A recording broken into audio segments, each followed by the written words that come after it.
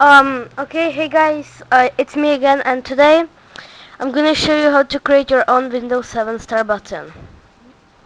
So download the template from the link in the description and open it up.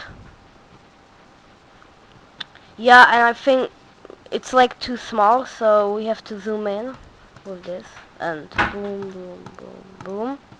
Yeah, and I'm just gonna write something like hi, line, bye. It sounds kind of gay, but I don't know, it's just a tutorial, so yeah. And zoom out, out, out, out, out, no, whatever. So that's how it's gonna look like.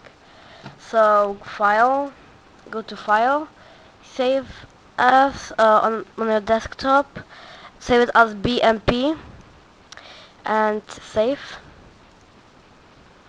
And now I'm gonna change the Windows 7 Star button, and if you don't know how, watch my previous tutorial.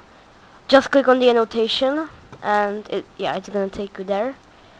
So I'm just gonna select this one, and as you could see, it's hi, bye, nothing special.